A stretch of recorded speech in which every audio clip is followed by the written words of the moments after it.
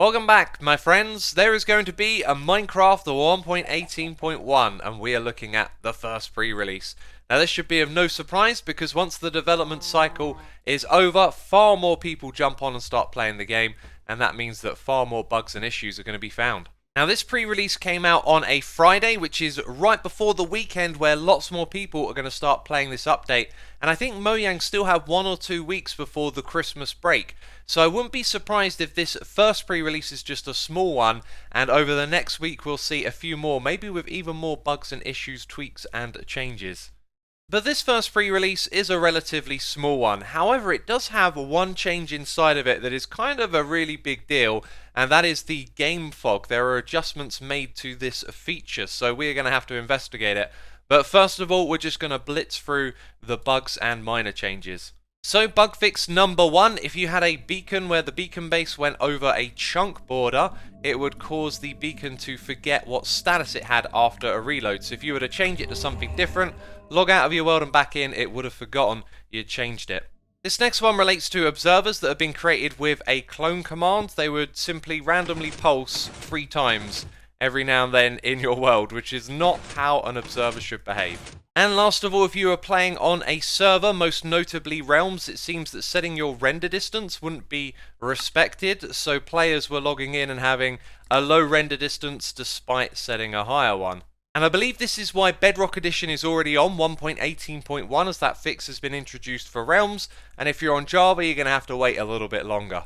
And last of all, here on the website, you can see that there was an issue for players that had low bandwidth connections getting timeout errors when connecting to servers. And that's all of the smaller things taken care of, and now we're going to investigate the world fog, which definitely feels different, let me say that. So according to the website, world fog now starts further away from the player to make the distant terrain more visible. Obviously, we're going to need a side-by-side comparison here.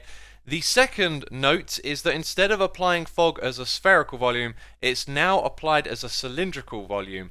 And a cylinder has a top and a bottom, and that is actually like a really good demonstration of how the fog is sort of removing what we can see and it's level at the bottom. And if you focus down into this area, you can kind of see the edge of that cylinder as I sort of move in and out.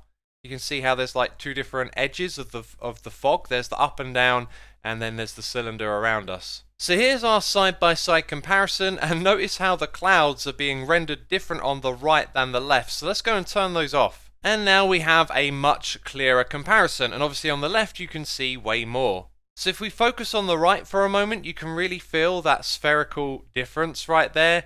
There's just much less terrain that's visible. And now on the left hand side I've moved the camera to the same position, and you just see so much more of the terrain. Now I also picked amplified terrain as well, as I thought it was a really good example for seeing like large terrain that gets affected by this fog. And my render distance is kind of low. If we go and turn this up, we would in this version then see a lot more, but obviously off in the distance it's still affected. So now both of the games have render distance 20, and even though you see a lot more of the terrain, it still makes a difference on the left hand side, which is pre-release 1.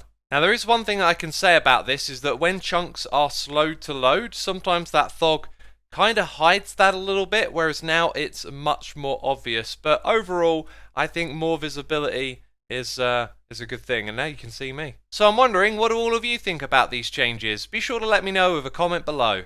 And if you've been wondering where the best place to find diamonds is in 1.18, I've made a video about this. And I also made one about the vanilla tweaks update for Minecraft 1.18 too.